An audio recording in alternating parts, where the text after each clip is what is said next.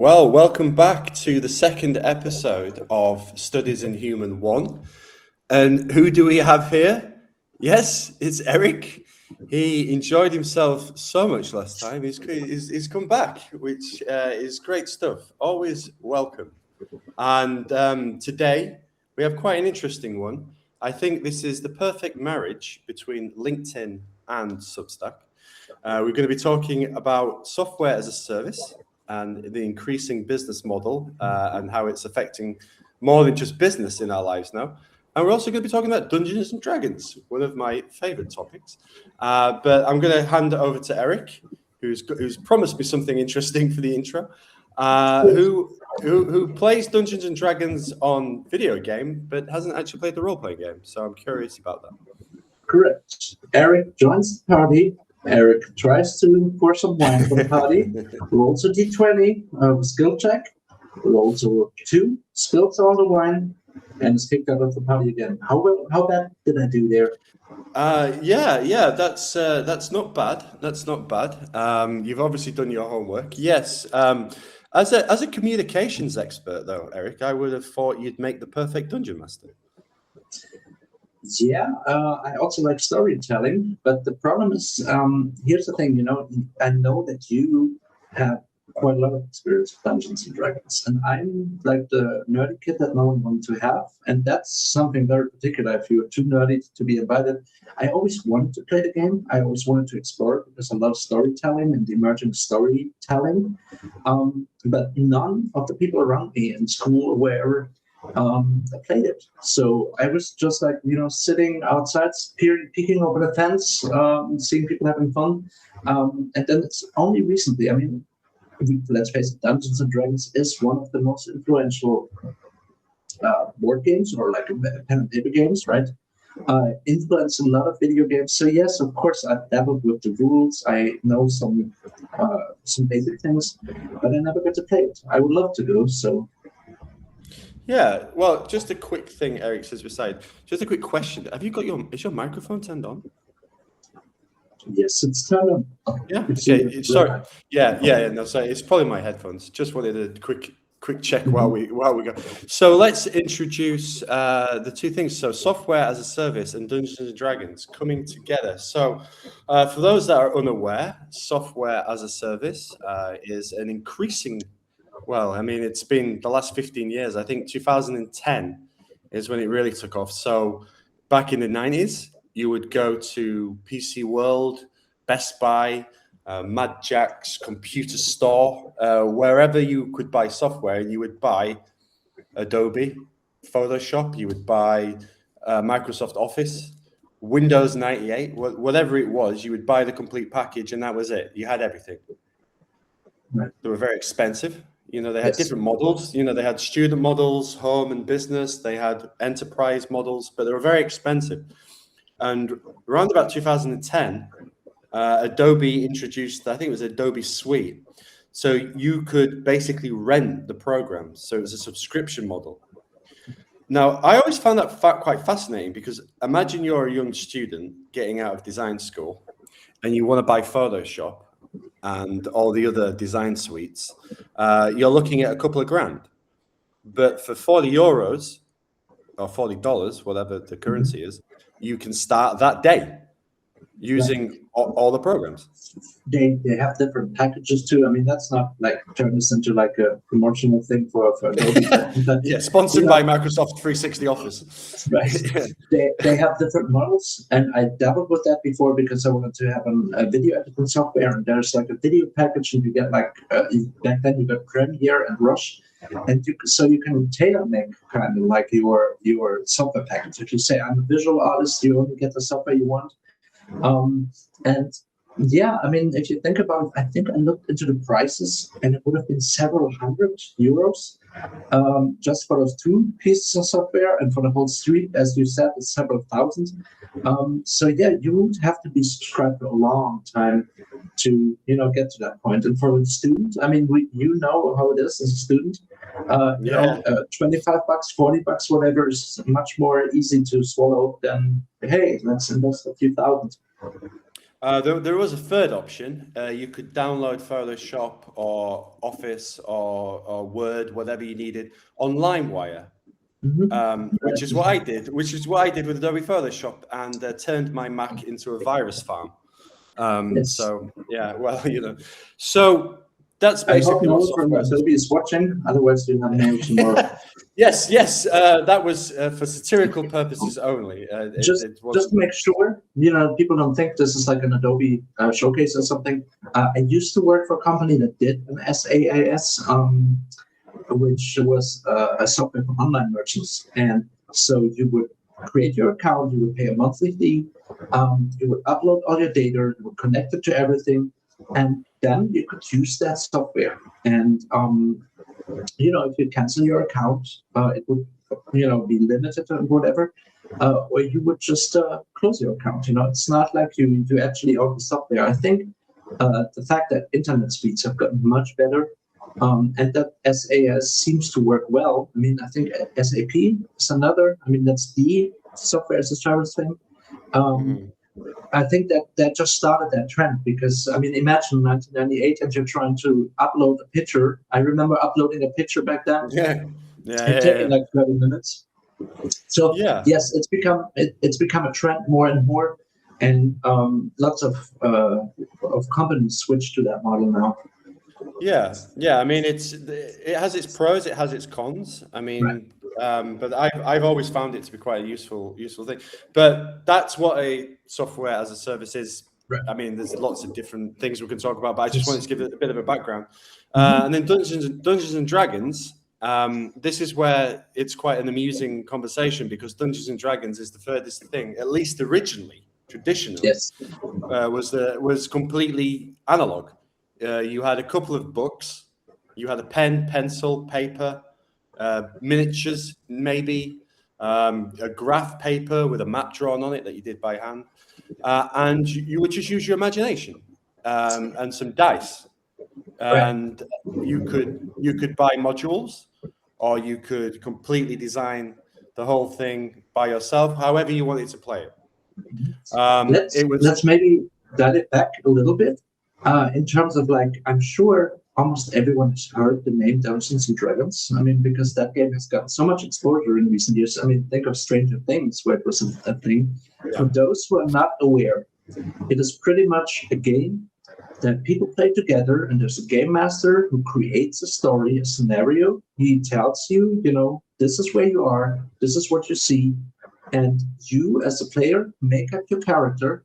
And the classic Dungeons and Dragons is fantasy, so you can be like an elf, like Legolas or whatever. You can be a mage. There are lots of different classes, and so you would create your character with a backstory and everything. So really, this is storytelling, and it's like a communal storytelling, right? Right, and you can start with something very basic. If you're starting, say, hey, I'm an elf. My parents were, slaughtered by whatever, the typical hero story thing. Or you can be much more creative. And then the game master would guide you through the story, and you would react. And if you wanted to do something in particular, you would roll the dice that John mentioned. And if the dice were, if you had a lucky roll, your action would succeed. If not, you would fail, and that would also become part of the story. You could die in that and everything. And this, to my understanding, I wasn't there. I mean, I was there, but very young. It was just something that really captivated people and their imagination, because you create a story. You can also set it in the modern world if you want. You can do a science fiction thing with it, and you play together. People would meet for an evening, play for 3 hours, go home, as you see on Stranger Things, and return. There's a continuous Dungeons and Dragons game that's been going on since 1973 or something. You remember? Yeah, I think it's like 30 year long game. Yeah. Right. So that is what the game is, and you would buy, as John said, different models, and it's like the classic pen and paper game. It's become almost a cliche. And so if you didn't know, I hope that we kind of were able to explain to you what the game actually is. So basically, big in the 80s. Had started to dwindle in the 90s. I actually remember seeing this in real time. So we had Virgin Megastores in England, which was basically a record shop. and they would have the first floor was CDs, vinyl, top floor merchandise like T-shirts, posters, and then in the basement you had video games and role-play games. And as the 90s went on, year by year, the role-playing section would shrink, and as video games got more advanced, they would start to take up more space. Until right at the end of the 90s, I remember going in there and asking the guy who worked there, "Hey, where's all the role-playing stuff?" And he pointed to a rather sad-looking shelf that just had a few boxes of Magic the Gathering, and the player's handbook. So as Eric says, it's generally fantasy. I mean, 90% of it was fantasy. They did dabble with. Well, there was cyberpunk for more modern day things. There was like Dungeons and Dragons at its core. It was always very Lord of the Rings-esque. Fantasy, traditional, with a few exceptions like Spelljammer, which tried to take it into space. I did promise you before we had this meeting that before we had this live that I was going to give you a revelation that I heard where Dungeons and Dragons is going after Gen Con, and I think you're gonna be quite shocked. But let's not give away too many spoilers. Let's move on.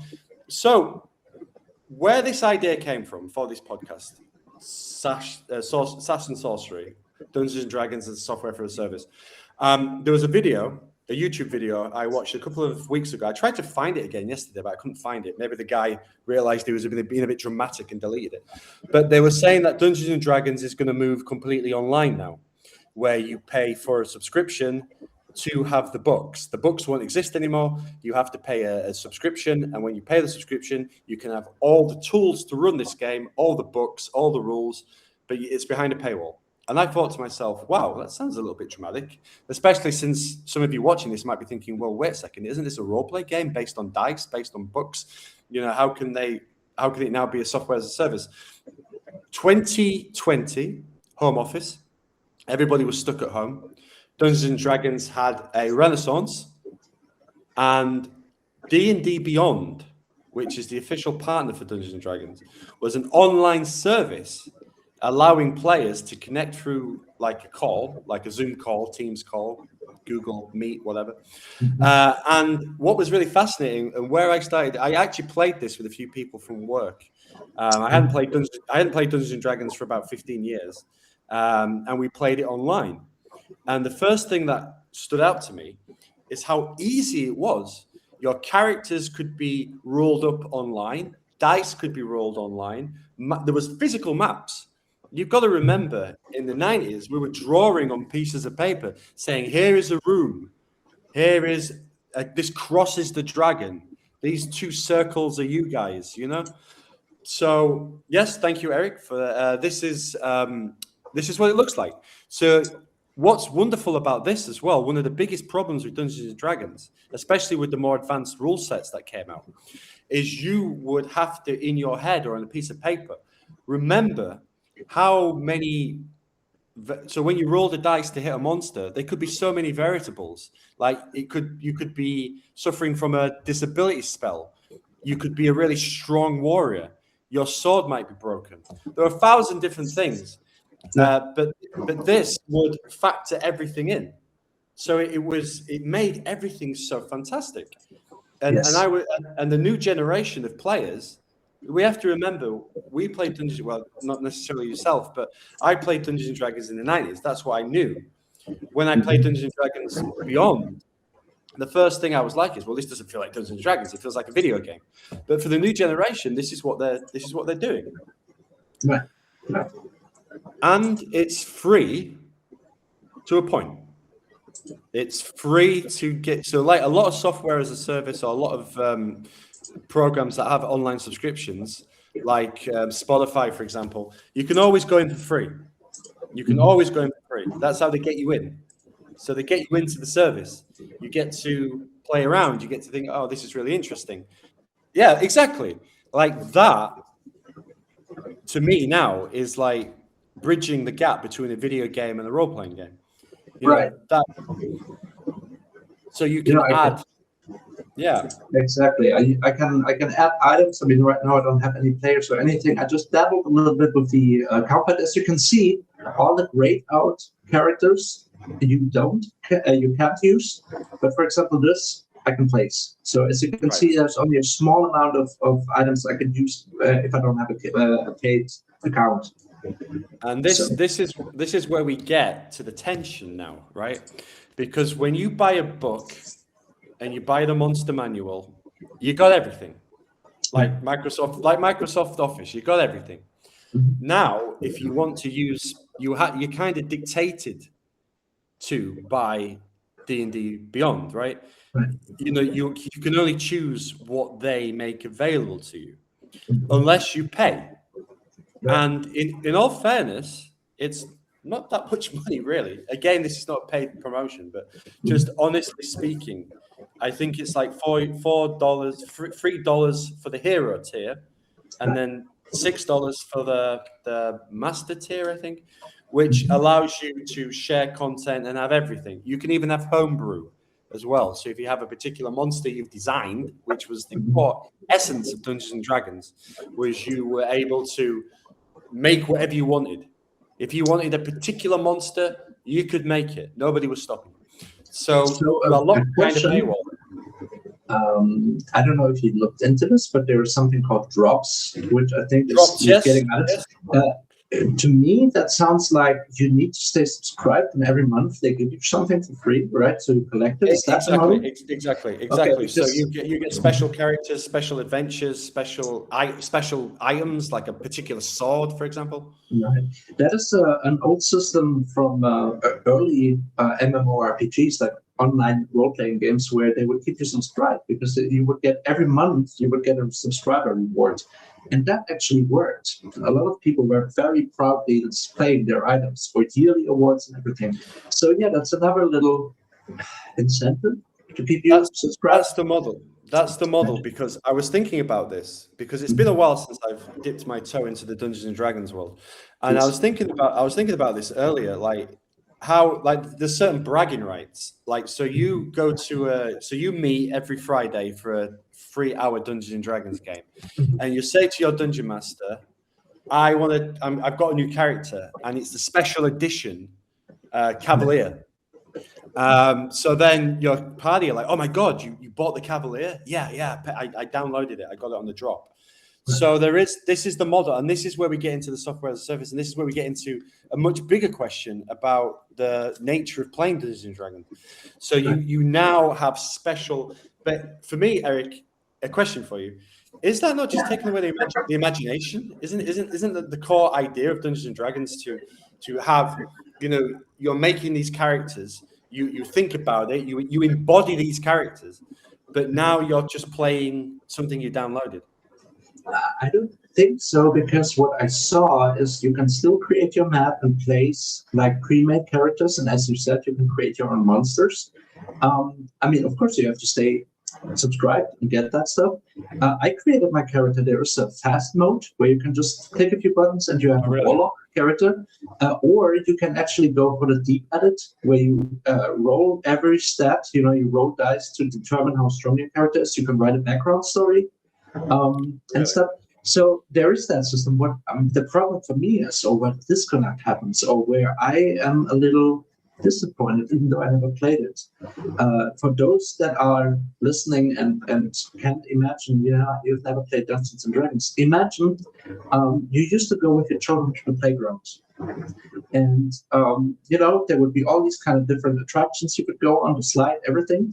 And now they say, okay, playground is closed. You can't go there physically, but we have a VR version. So you and your kids can put on VR glasses and you can walk around. And if you have a subscription, you may get the slide and everything. It takes away that magic thing, because if you watch Stranger Things and you see these kids playing that, even though it's just a sight, it's just a little bit of like, canvas that they put background image.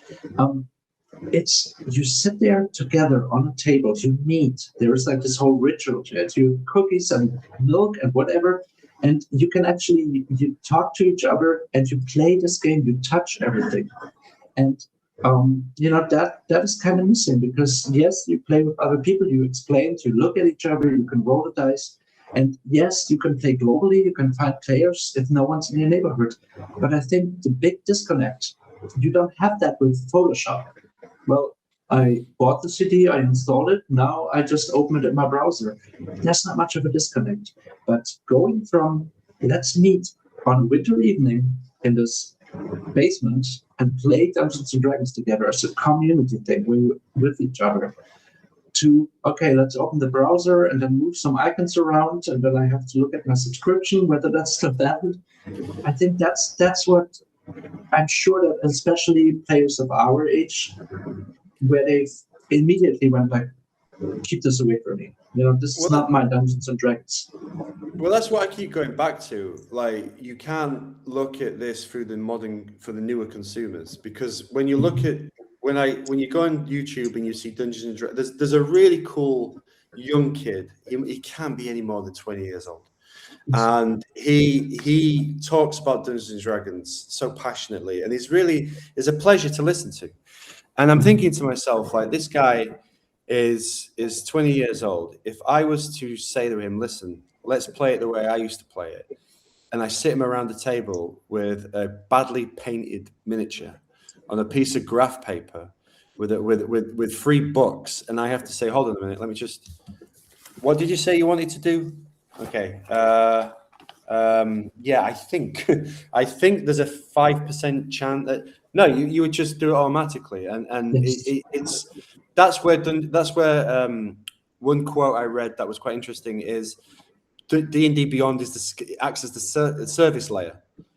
So so you can still have the physical books, but you now have this program that will take away and for me it was frustrating, because when we used to play it, you would be running down a corridor being chased by 5 goblins, and then there'd be a door, and you're like, right, the door's locked. Well, the barbarian's going to break the door open, and it's like, okay, well, he needs to do a check. Well, he's got a +5 strength, but he's tired from running. The goblins are going to be there in about 1 minute. It kind of slowed the tension down. Now you would just click one button and it would work out whether it's successful or not, So I kind of like that. I like that angle. I totally agree, but I would like to push back a little bit on that, because I'm sure there are some economical reasons why they chose to go this way, because maybe the sales weren't as good, where they say, okay, people don't. True. I mean, business is business. Business is business, right? But let's think about this. If they want to attract younger people who are used to having everything on the laptop, everything is connected. Okay, you have this game, and you can open your cell phone and have another part of the game, like GTA. There's like an app. Everything's connected. You use the computer. Why wouldn't people play all these amazing video games instead, like Baldur's Gate 3, which we talked about, which is a game based on Dungeons and Dragons, and you can play it together. If everyone has the game, everyone has a single character. And one more thing. Sorry.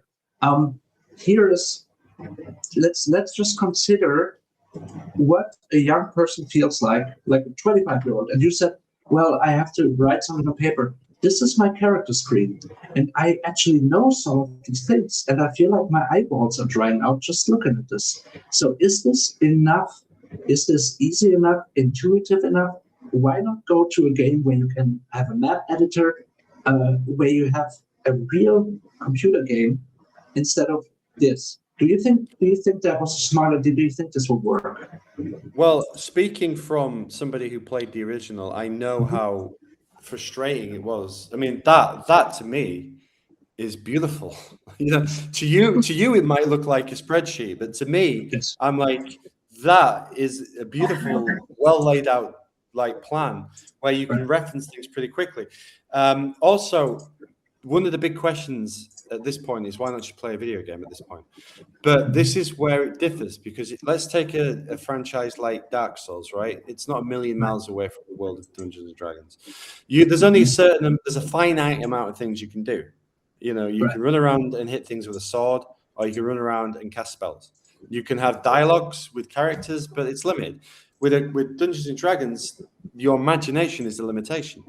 Is the only limitation. You can talk your way out of events. You can bargain your way out of things. You can hide. You can. Part of the fun of Dungeons and Dragons is the abstract and bizarre ways And sometimes there'll be a magical moment where everybody's just laughing and being like, "Oh my God, that's so funny. Why don't we do this?" And you could never, I mean, video games, that there's no amount of, even with Baldur's Gate, which gave so much freedom, was always sandboxed, right? There was always an invisible barrier that stopped you. Like you could not suddenly start screaming and pretend you were mad, for example, which is something you could do in Dungeons and Dragons. You know? It's an interesting thing, and I wonder how this works, because I mean, you are right. There is a lot of freedom.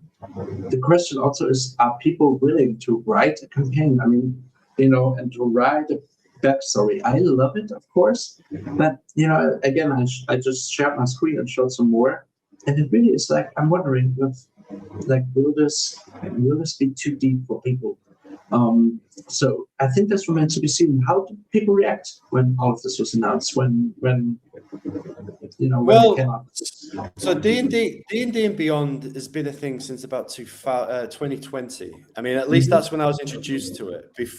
I think it's probably a bit older than that, because when we dabbled with it in 2019, but I was still doing it the old-fashioned way.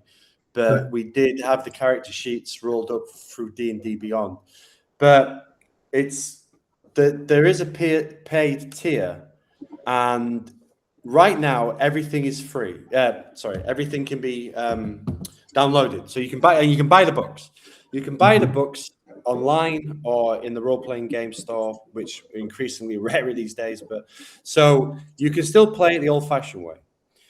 But we're not talking a huge amount of gold here. We're talking about like the price of a coffee per month, or the price of a coffee from Starbucks per month if you want the master tier. So it's not, and then if you played that for 1 year, you still it'd be cheaper than buying the books. Plus there's the drops, there's the new content. There's a library of every book you need. So I personally, as a Dungeons and Dragons player of old, think it's a great idea. But for some reason, the player base, at least the player base that are vocal on YouTube, which is obviously not representative of the entire player base, but it's representative of a particular player base, are saying that this is the death of Dungeons and Dragons as we know it, because they're speculating, and it's only speculating. But to be fair to them, it wouldn't surprise me if at some point in the future, when they release the new set of rules every 5 or 6 years, they update the rules, they modernize it, that they would then stop making the physical copies available, or at least the new rules were not compatible with the physical copies, so you couldn't use them anymore. So now you were locked into a payment model if you wanted to play the new version, or take advantage of all these drops. And I can give you one example of that. There was a couple of years ago now, Spelljammer, which is a campaign setting where Dungeons and Dragons is set in space. There was a race of anthropomorphic monkeys. So it's common in fantasy. You have like and the Wizard of Oz. Yeah, exactly. But you think of gnolls, they were like dogmen. Bullywugs were frogmen. Lizard men. These are it's very common in fantasy just to anthropomorphize an animal. But there was this race of monkeys, and they were generally pirates and thieves and scallywags. They'd been going since the 90s. But the modern version of it got a lot of pushback because people suggested it was racist, which always confused me a little bit, because they're not real. I mean, they're not a parody of anything. They're not. And the fact that people put two and two together like that maybe made me think maybe they're the ones that about you. Yeah. But I don't want to turn this into like. But then they deleted them from the back catalog, so they'd gone. So if you bought the book, you would be able to play with them if you really wanted to. But there's now this like teacher who says, okay, we're not having these anymore, they're gone. And it's like, well, I'm paying 6. I mean, I can't imagine anyone being that desperate for these characters. I mean, they weren't like famous like characters, you know, or not like orcs or goblins or dwarves or anything. They were quite obscure characters in quite an obscure section of the game. However, it just shows you that they have the power to change. They nerf things as well, which is a common problem in video games, where they'll suddenly change the rule sets. And you could say in your game, well, I'm going to stick to the original. But if you're rolling it online and you're using their program, their service to organize things for you, it's going to be baked into their rules, the new rules. Right. So that's. You talked about nerfing and video games. For those not aware, is where, for example, if your character in the game is too powerful, they will make it, they'll take away some of that power because they say, this is not the way it's supposed to feel, or you may blast through the game way too quickly, and this is not our idea. We are creators, so we want to bring it back to what we originally thought it would be. I like to remind you, though, because you said nerfing and it's a problem. Of course, these people want to sell their games, and I don't think they nerf it to make it less fun, which that sounded like a little bit. It's, it's actually supposed to make it more fun. And this brings me as a communicator to what I see with the Dungeons and Dragons Beyond thing. Because the thing you were talking about, I am not that much into the scene, but I understand that people say, okay, when you bring out a new rule set, people out there may imagine it like, say, chess. Like in 2 years, the official chess thing says chess rules now change. The queen can only move in different ways now. You cannot, right? And you cannot play it the old way. So of course, people will not like it. And the problem in the communication thing to me is the way that the company communicated this. They were communicating it like a producer, like a software developer, where they say, "Hey, this is an amazing feature. The new rule set, when we apply it, it will apply to all your games. You don't have to, they were trying to sell it as a convenience because for them, as a product developer, it is a convenience because they say, we push out these rules, it's auto-applied to everything, you don't have to do anything. Problem with that is they didn't think like a consumer and they didn't communicate from a consumer side because the consumers would have liked to say, how can I opt out? Or is there a way around this? I care about the old rule set. I want to keep playing it. Is there a way to do this? And I see this a lot with software like SAP or with the one we talked about before, the online merchant thing. That's a good thing as a developer, where you say, okay, this is a feature that makes everything easier. And I can't think of any feature that was changed in that software where people said, oh, I liked it better before. I would like to go back. It really was better. But if you talk about something in Dungeons and Dragons that people care about so much, and with rule sets that allow you to play a certain way, you have to think, in my opinion, and communicate from a consumer's perspective and not from a manufacturer. They don't care if it makes things easy and you have to click less buttons. They do care if you take those buttons away. Yeah, I think you make a good point. Like, the whole idea of this is to sell more and to make, if the game's more enjoyable, then more people will buy it. So if they're changing the rules or nerfing characters, so to speak, or items, it's based on the player feedback, or it's based on them reacting. Maybe people are not buying it so much. Maybe they think the rules are a bit complicated. We need to readdress them. I think the anthropomorphic monkey thing was more of a cultural thing that upset people. But a lot of these YouTubers making videos about it ultimately need an angle. And one of the best angles is to attack like wokeism, But again, that's not something I want to touch on in this podcast. But we're now at the halfway point, and I think it's a really interesting point for me to explain what I found very interesting about the future of the game. So just to sum up where we are right now. So software as a service is something from about 15 years ago that's now been more popular. You don't really own anything anymore, so at least that's the feeling we're getting. Spotify for music, PlayStation Plus for video games. PlayStation are now moving to online only. They're not doing the discs anymore. So there's this real feeling that we're losing ownership of things. Dungeons and Dragons, in this scenario, we don't have the books anymore. Everything's going online. All the cool new drops that everyone's excited about are going to be locked behind paywalls. So you can get a sense of why people might be nervous. I, for one, am quite contrary to that. I think it's actually quite cool, but that's just my opinion. I'm trying to look at why there might be some feelings of contempt here with how things are going. But at this point, I want to introduce you to the future in Dungeons and Dragons, and I think it's quite bizarre, and it's going to make this conversation feel a little bit more relevant as to why people are getting nervous. So Gen Con was, I think it was last month. It is the big like games con, but for role-playing games.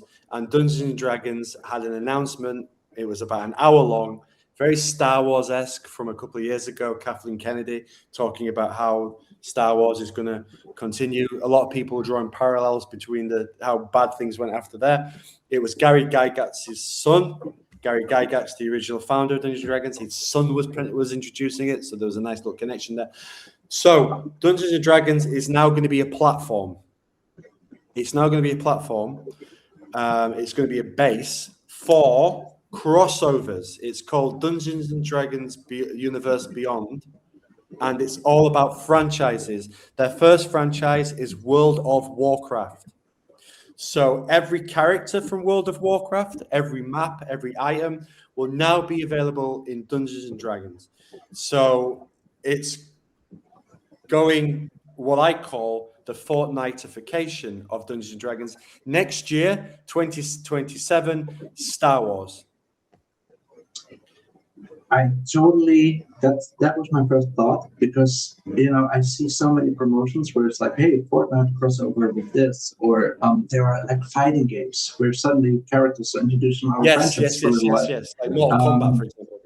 Right, or you had something like, this was just a small detail, but there was this incredibly popular card game, Balatro, which had a crossover with Warframe, which is another computer game.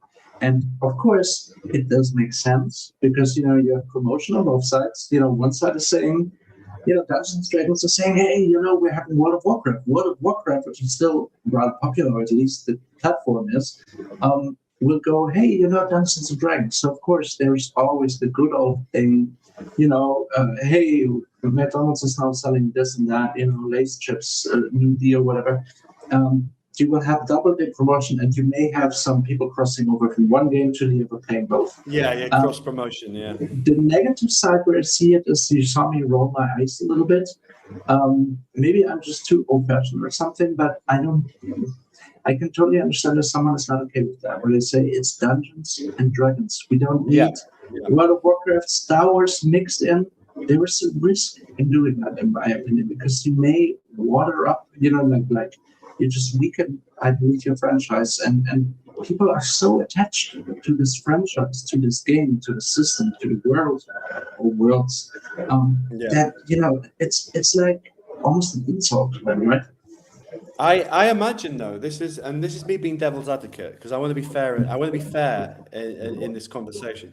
I imagine that there's a group of people punching the air right now, being like, "Oh my God, World of Warcraft is in Dungeons and Dragons." In the old Dungeons and Dragons, you could make the map of, you could do whatever you wanted. Now it's going to be official. You'll have the maps pre-made. You'll have, I'm not a World of Warcraft player, as you know. I only played the original 2. I didn't play World of Warcraft. So you'll know the characters by name, but they will be able to cameo in your adventure now. Playing devil's advocate, though. So in Forgotten Realm, which is the most famous world of Dungeons and Dragons, there is Baldur's Gate, the city. There is Waterdeep. I imagined on my walk to work today, as I was thinking about this, I thought to myself, what would be quite interesting is that one adventure, there is a temple, and somebody is saying that there's beasts coming from this temple and they're attacking people.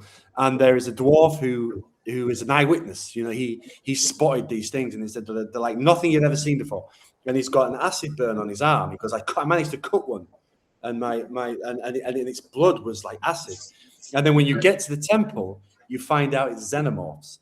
As a one-off novelty adventure, I think that would be super cool.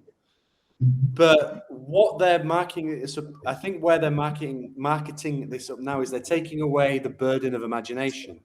So you will be able to buy the Star Wars pack. You'll be able to go to Tatooine. You know, you won't be playing Luke Skywalker, let's face it, but you'll be playing like a Jedi apprentice, and there'll be pre-made adventures. And Eric, if people are having a lot of fun, where is the problem? Right. I'm thinking about this in terms of like, be careful of your brand, because just like with communications, if you lose that trust, and I mean they lost the trust before, they made some mistakes in the past, different owners of Dungeons and Dragons, Wizards of the Coast and everything, there were some big mistakes made, right? You have to be careful. I'm almost excited when I hear what you say, when I think, it was about making up your own character, so why not play a Jedi? Then again, it's very obvious to do this move, right? Where you go, okay, here's the Star Wars crossover. Here's the one where you feel like, okay, we can see what you're doing. Yes, we've seen this 1,000 times before. These crossover things happen all the time. Why is this necessary? So I get it. I'm just saying, you have to be aware of what you do, and a big step like D&D Beyond, where you say, okay, we're taking away the physical stuff, we're going online, and then going, okay, now it's crossovers. And I told you yesterday, my theory is next thing will be AI. Well, it's funny you should mention that, Eric, because at Next Gen, they introduced a thing called Find a Group. I think I don't know if I missaw this, but I think when you shared your screen, you had the Find a Group thing opened. Yes, but I do believe that is to find players online. Yes. See, yeah, I think it might be locked. It might be locked behind a paywall. No, I did click around a little bit, and what happened is that it opened Discord, so I could talk to people there. That's quite interesting. Yes, I mean, what I can do is like I made up this little campaign, and then I can create a new one, or I can invite players to play it. But it's I have to say, as a new user, and I'm not someone who really doesn't always way around the computer, it was a bit confusing. So I'm looking at my character sheet and I'm a little overwhelmed, and then I'm like, okay, how do I play? I guess you would have to have the baseline knowledge. I mean, for me, it would be like picking up an old textbook and being like, oh, this is. I think you have to have that. I mean, there is entry levels into Dungeons. It's not something you could. This is what's fascinating about Dungeons and Dragons. It's not something you can pick up and play. There's a commitment to it. And when we had a role playing group at work back in 2019. Some people that wanted to join, we actually had to be quite polite and say, look, this is kind of without being gatekeepers or exclusive. We would just say this is there's a bit of a commitment here, because this isn't like picking up a game of FIFA 26. This is you have to really understand this game to get into it. But once you get into it, you become fascinated, which is what happened to me. But I mean, this is what's happening, right? With Marvel, you talked about with video games, with Mortal Kombat. I mean, how many actual Mortal Kombat characters are in Mortal Kombat at this point? Like 10? I mean, there's Jason Voorhees, Leatherface, the Joker, So what I find fascinating about this whole conversation about D&D Beyond, it started with them having a service layer to help you with the rules, which, in my opinion, was brilliant. And when I experienced it firsthand back in 2019, 2020, I was like, geez, now we can actually play the game. We don't have to stop every 5 minutes to check the rule book. But when it started giving you adventures, when it's giving you it reminds me of Total Recall. We give you, or the book Total Recall with Philip K. Dick. We'll sell your dreams wholesale or something like that. So it's like, here is an adventure. And everything is in the box, right? You don't have to think anymore. You don't have to plan anything. You just have to run it. Which is good for entry level, but the whole point of Dungeons and Dragons was to come up with your own worlds. You had the power to create universes, you know. But then that's probably me clinging on to the old days and looking, well, the younger generation, or not necessarily younger generation, new players now, whatever their age, might not want to sit there and read 18 books. They might just want to like have some fun, you know. Again, I go back to that question: if Luke Skywalker, Harry Potter, and Jason Voorhees walk into a tavern, you know, and people are having fun, who am I to judge, you know? Well, I'm going to turn it up a notch now, and I'll see if I can really tick you off with a comparison, which is not entirely fair, but I'm only slightly exaggerating. You know, on Substack, there are a lot of writers. So let's try to compare this just for a second, okay?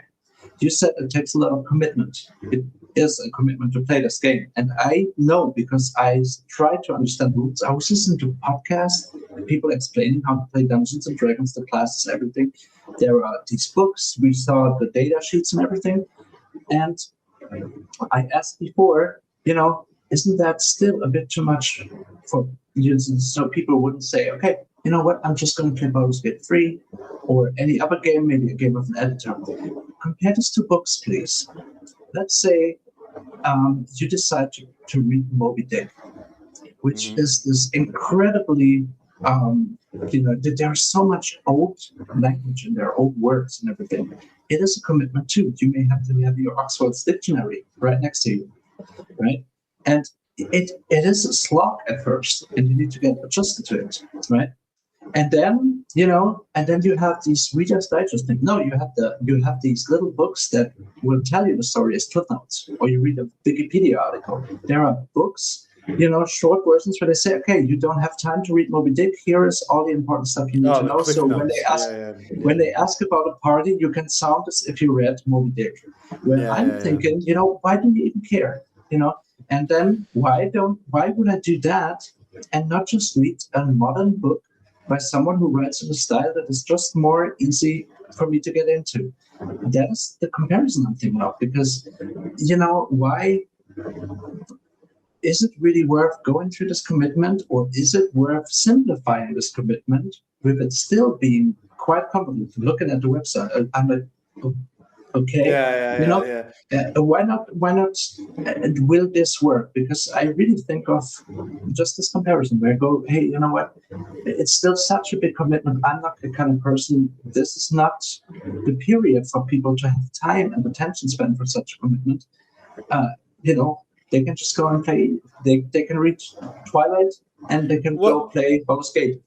Well, it reminds me of what we when we were watching Jay Hong's Substack Live yesterday, where she said that Matt Damon was told by Netflix to repeat the plot point every 17 minutes because people are on their phones, and with TikTok reducing the attention span to 30 seconds, I think now when I think of Dungeons and Dragons, how I used to play it, I think how antiquated it was. And when I think of like D&D Beyond and how everything's pre-given to you, you can still run your own adventures. You can still draw your own maps. I think with the master tier, you can upload homebrew. They call it homebrew, where you just add your own things. But most people, let's face it, most people are just going to play the adventures as they drop. There's that modern business practice of making everything feel exclusive. You get a 1 week access to new drops or new books.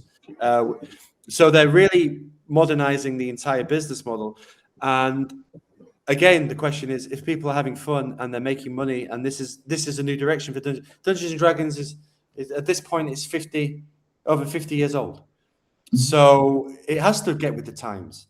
And I go back to the original point of this live. Is it becoming software as a service? Not yet.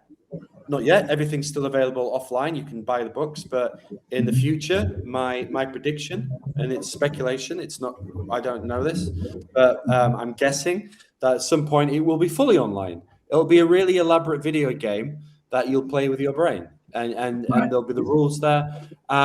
And I don't know how I feel about it. It's not the game I knew as a child. At least, you know, with the, I mean, there's going to be more and more crossovers. It's going to be interesting to watch. I mean, there'll be some, I imagine there'll be some ridiculous ones like Simpsons, you know, like Rick and Morty, you know, that they'll, Lord of the Rings is an obvious choice, but like, Friends.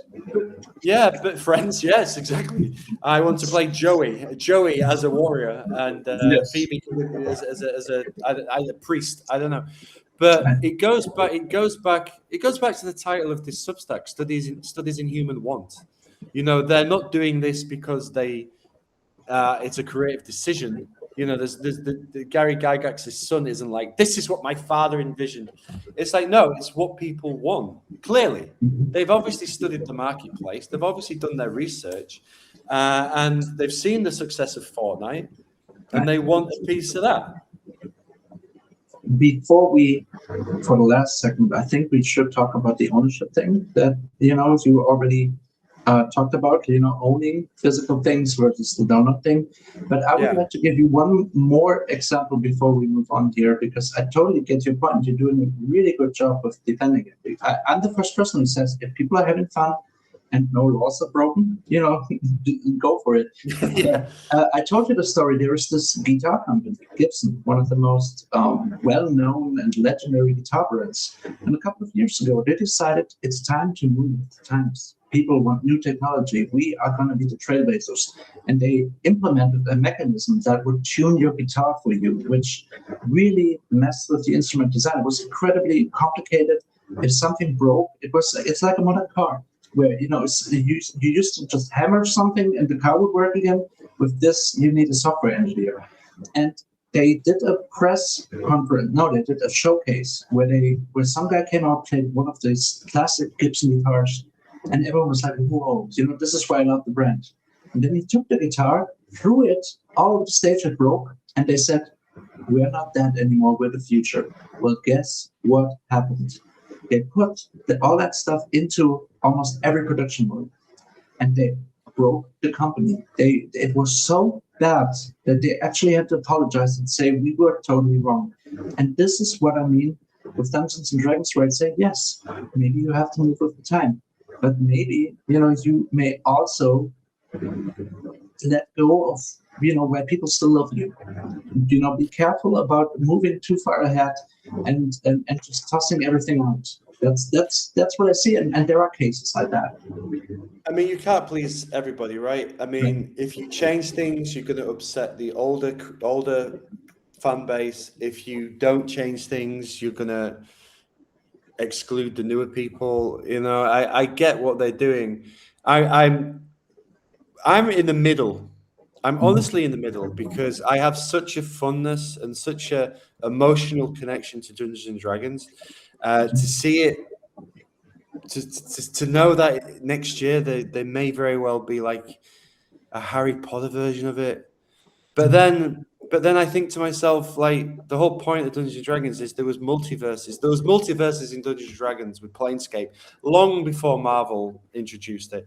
So there was always the possibility of a universe that looked exactly like Star Wars. So they're not doing anything completely out of the ordinary. And a Jedi is not a million miles away from a mage anyway, so it wouldn't be completely out of the blue if they turned up in a tavern in Waterdeep. If they were swinging a lightsaber, that might be quite a different. But I think for me, it's interesting. It's interesting. That's all I can say. It doesn't infuriate me because the last thing I wanted to be in my life is that old guy who complains about how things used to be. And I do slip into it from time to time, and I'm super conscious. And I think if this 20-year-old guy I watch sometimes on YouTube is having a whale of a time, then that's great. He's enjoying my hobby. It's like passing it down to the next generation. You know, you take this hobby and you do with what you alter it. You know, and you see it go down the generations. So we start with books, then we have D&D Beyond. Now we have Universes Beyond. You know, the people are changing it, and it's a business. It needs to make money. Hasbro, the owners, not Mattel, as we said last week, but Hasbro. You know, they're not doing this. It's not a charity. You know, it's not a public service. You know, they need to make money. They need to pay people. You know, and if this is the direction they're taking, then I'm watching with interest. And that's my summary of the situation. Is it software as a service? Not yet, but it's going that way. Totally agree. I mean, you know, it's like that's what I meant about nerfing early on. It's that none of these companies really go, you know what? Let's take off the players. Let's destroy our franchise. Yes, right. But you know, sometimes it's just, you know, where they think they make the best decision, and it may not be. So it remains to be seen. You know how well that works out. I'm actually interested in trying it. Problem is, you know, playing with other players online. Since I'm not always like I'm a little socially awkward sometimes. That's scared the heck out of me. That like 5 people just random. Hey, you know. Yes. Oh, you never played this? Oh God. Okay, so listen. No. You know, that's why I would actually try it, but they said, okay, we'll let you play with an AI. So, do you want to talk about the ownership thing? Yeah, I mean, we have a few moments left. I just also wanted to address a point that I didn't finish. One of the things they were introducing is they are introducing the concept of an AI dungeon master.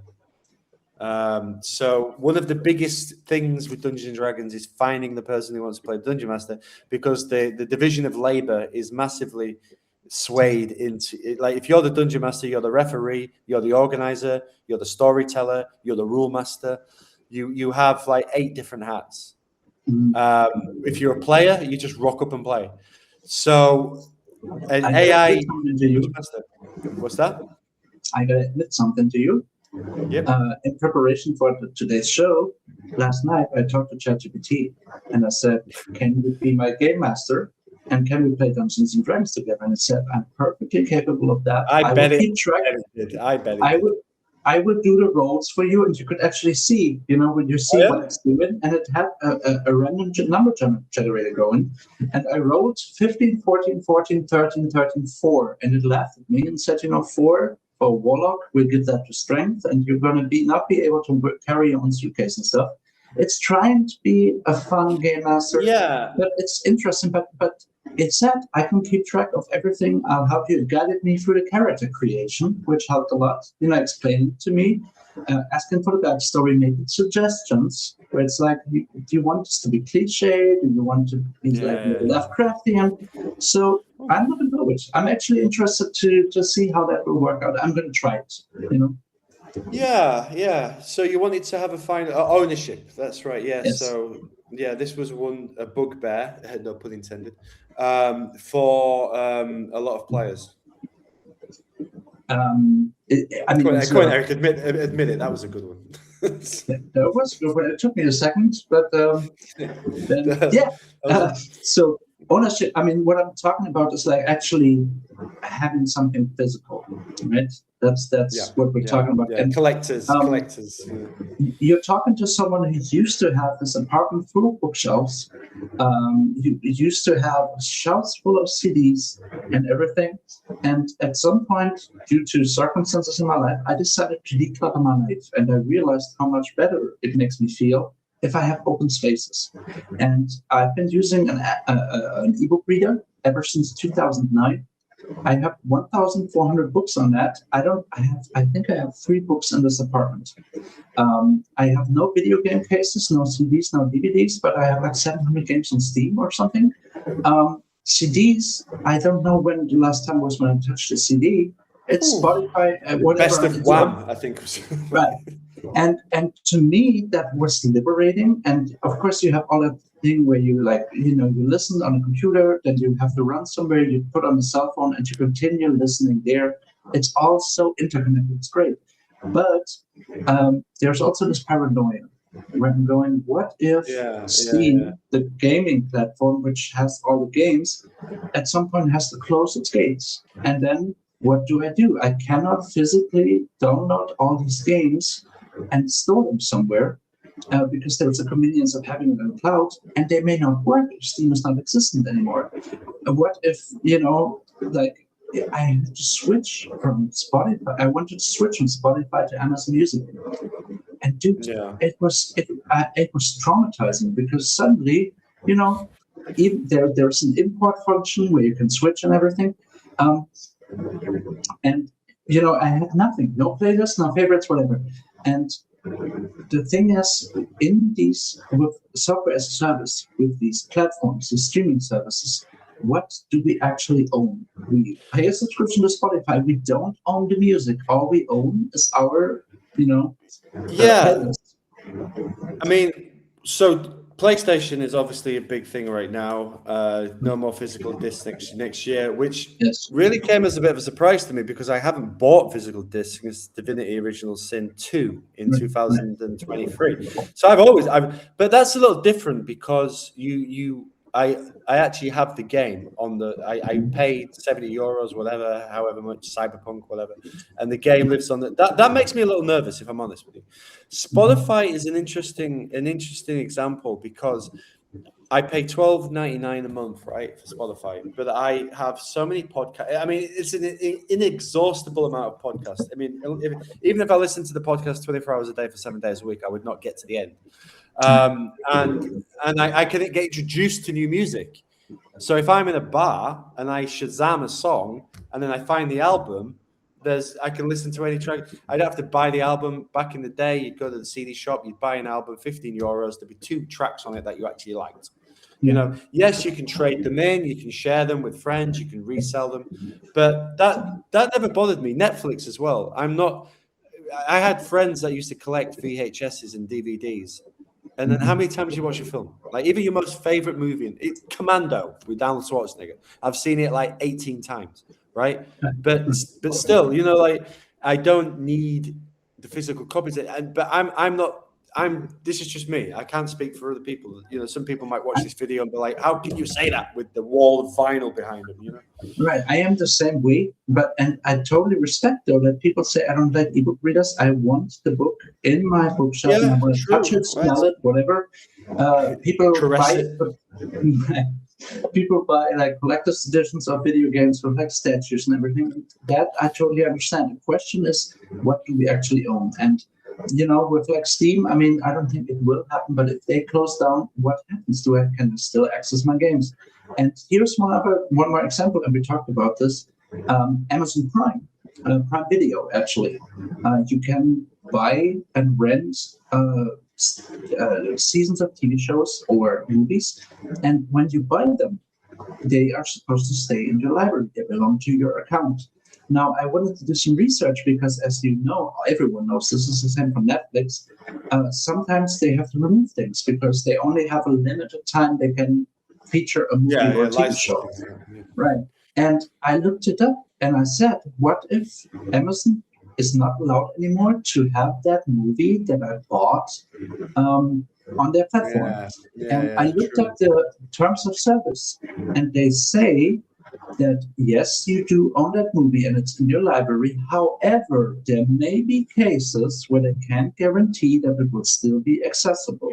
So I didn't look up yet whether any of the 20 movies or so I bought, if one of them has disappeared, but there is actually a chain, something in terms of service saying, if this happens, that movie is gone. We paid for it, but it's gone.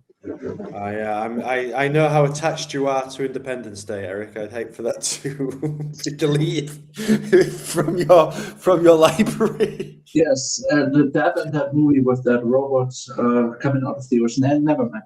So it's an ownership thing, and it's both sides. I personally enjoy that everything it doesn't take up space anymore. It really feels liberating and saves a lot of space in this place.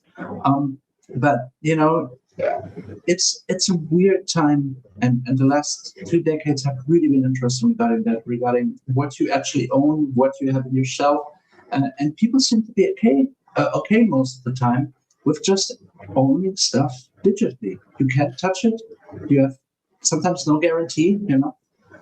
Yeah. I mean, so to sum up this episode, It's been an interesting one. I mean, there's no conclusion.